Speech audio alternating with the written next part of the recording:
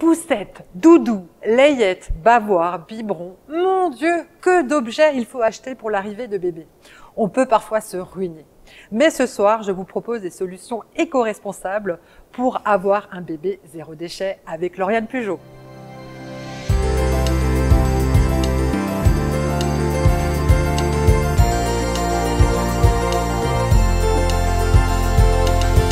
Bonsoir Lauriane. Bonsoir Céline. L'arrivée d'un bébé peut être un événement exceptionnel qui modifie complètement l'organisation de la vie quotidienne. C'est parfois un véritable tsunami. Oui, en général, c'est un vrai tsunami. Et c'est vrai que c'est bien de pouvoir s'y préparer à l'avance. Alors toi, tu es dans une démarche un peu spéciale de minimalisme avec des gestes éco-responsables.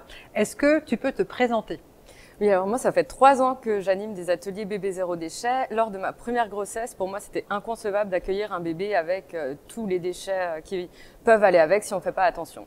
C'est vrai que l'univers de la puériculture est immense. On peut craquer sur des petites choses roses, des petits jouets, des petites layettes, etc. Donc, comment faire pour résister à cette tentation ?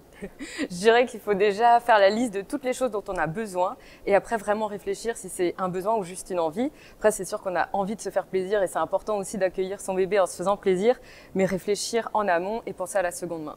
Alors, j'ai appris que si on achetait tout neuf, le budget pouvait monter jusqu'à 6 000 €. C'est énorme. Faut-il être riche pour accueillir un bébé de nos jours ?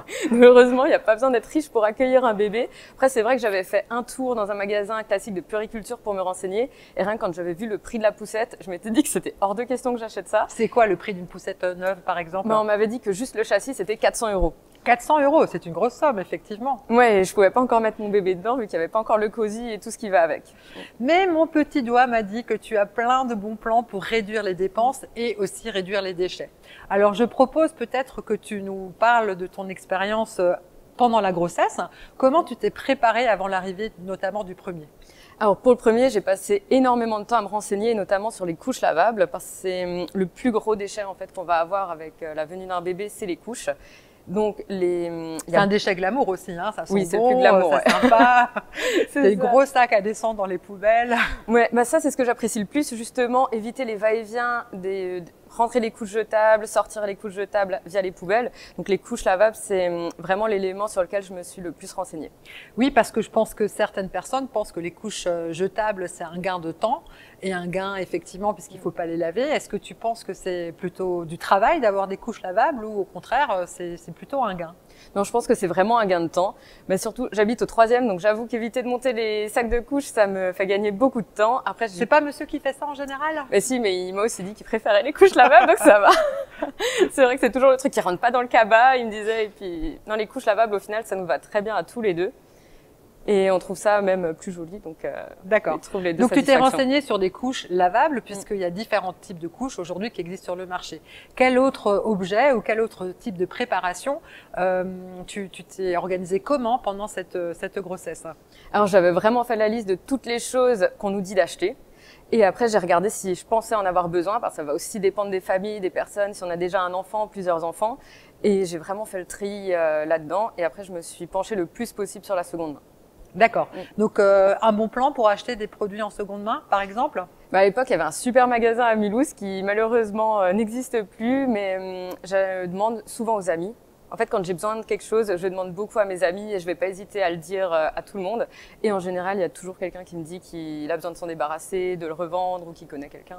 Mais la seconde main, c'est pas un problème en termes de sécurité. Par exemple, je pense au siège auto, à la poussette. On a peut-être envie d'avoir plutôt un objet neuf. Pour la poussette, personnellement, j'ai acheté en seconde main, ça m'a posé aucun souci. Le siège auto, c'est vrai qu'il faut être sûr qu'il n'y ait pas eu de choc. Qu'après, ça dépend vraiment de chacun. Alors, quels sont les autres types d'objets qu'on peut acheter aux secondes mains ? Je pense, je sais pas, il faut peut-être un mobilier spécifique, un lit ou du mobilier peut-être pour laver bébé ? Oui, alors vous aurez besoin d'un lit, sauf s'il dort dans votre lit. Après, je sais qu'il y a des parents qui aiment faire ça. Donc personnellement, j'ai acheté un lit en seconde main. Pareil, des amis qui avaient plus besoin de leur lit, on leur a tout simplement racheté. Et sinon, on n'avait même pas de table allongée en fait au début, donc on a vraiment fait ça de manière minimaliste. D'accord. Donc finalement, très peu d'achats, très peu de dépenses pendant la grossesse. Oui. Quelques objets de décoration, un coup de peinture dans une pièce, comment ça s'est passé ? Alors pour le premier, on vivait encore dans un 2 pièces, donc j'ai refait un peu notre chambre et j'avais acheté un joli papier peint pour le mur à côté de son berceau. Et sinon, j'ai craqué un peu sur des objets de seconde main, toujours la seconde main. Ma belle-mère qui fait beaucoup de crochet et de tricot, donc on avait un peu craqué là-dessus. C'était des choses qui étaient faites main, donc c'était chouette. Avec des tissus de qualité, etc. et pas des fibres synthétiques. Exactement, oui, beaucoup de coton bio. Elle avait fait des petites layettes en coton bio, donc c'était vraiment super joli et ça correspondait à ce qu'on souhaitait. Un stock de vêtements peut-être déjà pendant la grossesse? Oui, alors pendant la grossesse, vous pouvez démarrer un stock de vêtements. Pareil, je pense que les copines vont avoir beaucoup de choses à vous donner. Le naissance, on dit que il n'y a pas forcément besoin d'acheter des vêtements en naissance. Moi, j'aimais bien pour quand même pouvoir faire quelques photos jolies de son enfant qui n'a pas tous les pyjamas retournés. Mais il n'y a vraiment pas besoin d'en avoir beaucoup. En général, ils le mettent 15 jours. Donc, 2-3 tenues, ça suffit. D'accord. Donc là, on a parlé globalement du mobilier de bébé, des affaires de bébé. Mais j'imagine que la maman doit aussi préparer sa valise de maternité. Oui, alors pareil, quand on reçoit la liste de la maternité, il y a énormément de choses. Au début, ça peut même faire peur. Moi, je me souviens m'être dit, mais pourquoi est-ce que j'ai fait ça en fait? Il y a besoin de tout ça. C'est assez effrayant. Et au final, on prend les mêmes choses que d'habitude. Il n'y a pas forcément besoin de vêtements de grossesse, de vêtements d'allaitement. Ça peut nous faire plaisir d'en acheter. Mais en fait, il y a plein de tenues qu'on peut réutiliser et qui iront très bien pour la grossesse et l'allaitement. D'accord. Donc ça, c'était un peu la préparation. Ensuite, il y a le moment tant espéré ou redouté de l'accouchement, qui se passe différemment en fonction des femmes.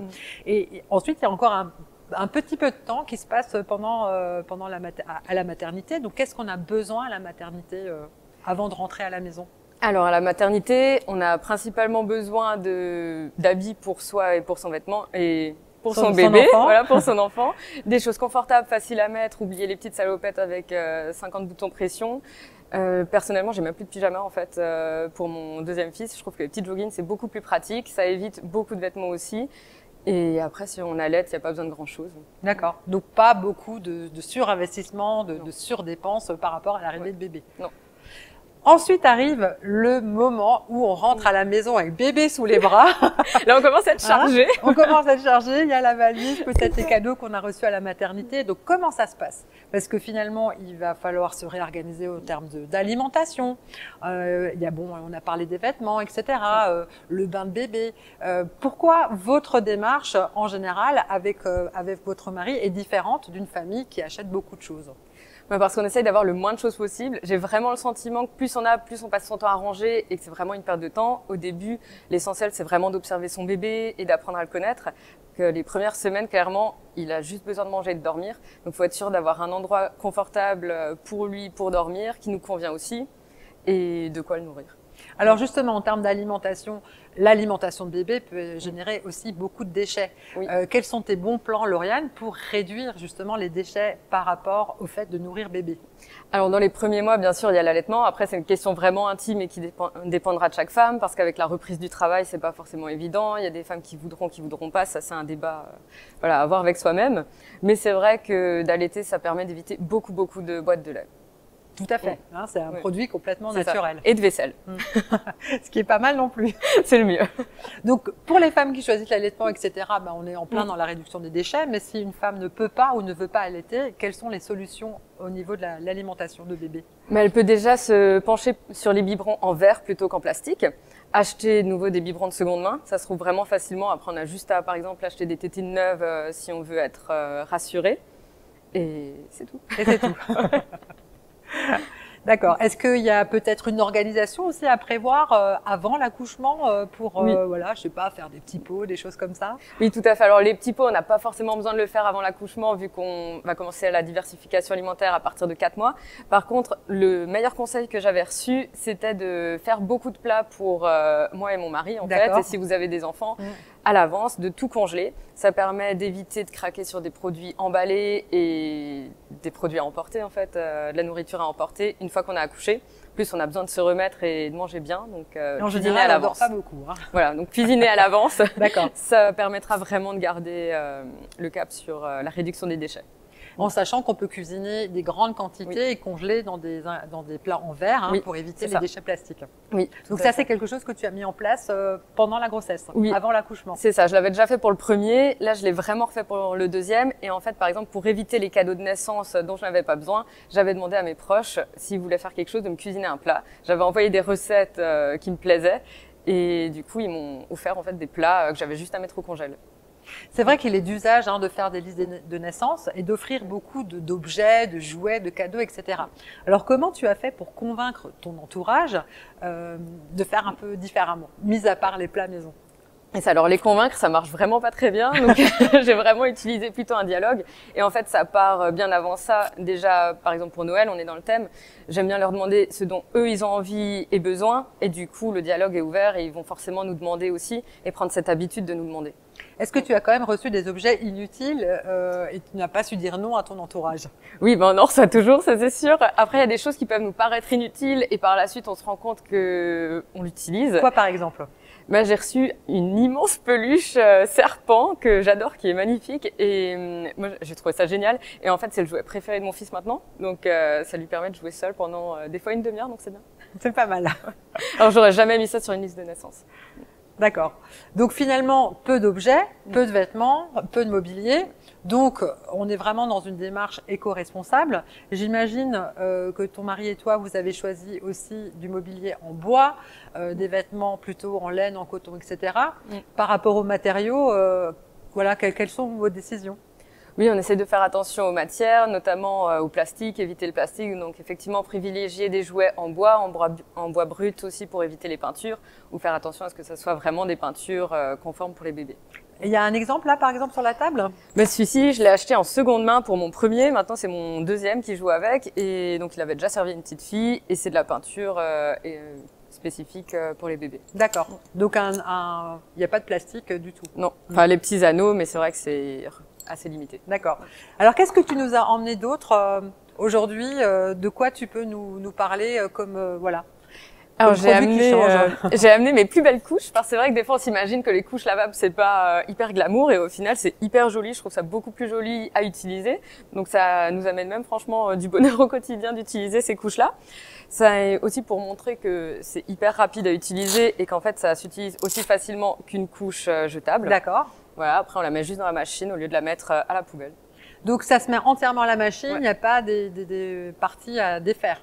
Non, ça dépend des modèles. Il y a des modèles où il y aura des parties à défaire, mais j'ai vraiment choisi les couches les plus faciles à utiliser. Et ça se met dans la machine avec le reste du linge? Ouais, tout à fait. D'accord. Donc là, différentes marques de couches, colorées, faciles à mettre, etc. Ça ne fait pas d'irritation au niveau des fesses de bébé? Non, j'ai jamais eu de souci. Ouais. Ok. Et quoi d'autre encore qui change par rapport aux produits jetables habituels? Alors les petites lingettes lavables, pour éviter les lingettes jetables, on en a, je dirais, une bonne trentaine. Mieux vaut en avoir trop que pas assez. Et on n'utilise que ça. D'accord.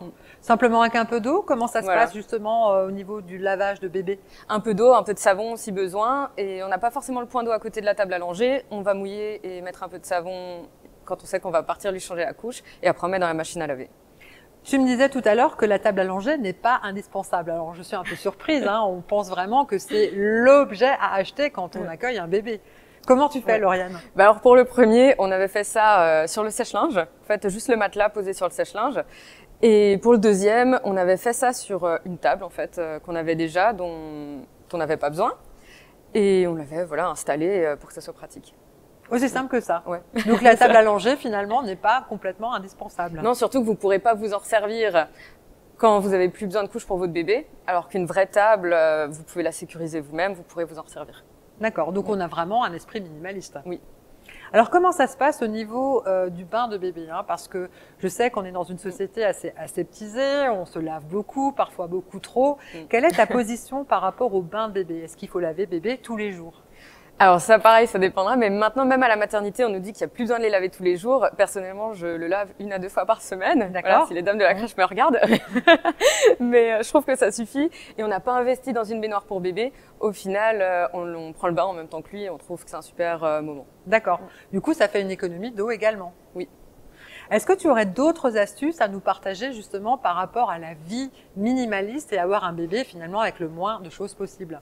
Mais ne pas acheter à l'avance et vraiment voir une fois qu'on est de retour à la maison avec notre bébé, si on a vraiment besoin de quelque chose, évidemment l'acheter, mais ne pas vouloir trop anticiper non plus. Donc pas remplir ces armoires d'affaires complètement inutiles. Non, parce qu'au final, vous oublierez en plus que vous les avez et je suis quasi sûre que vous les sortirez pas.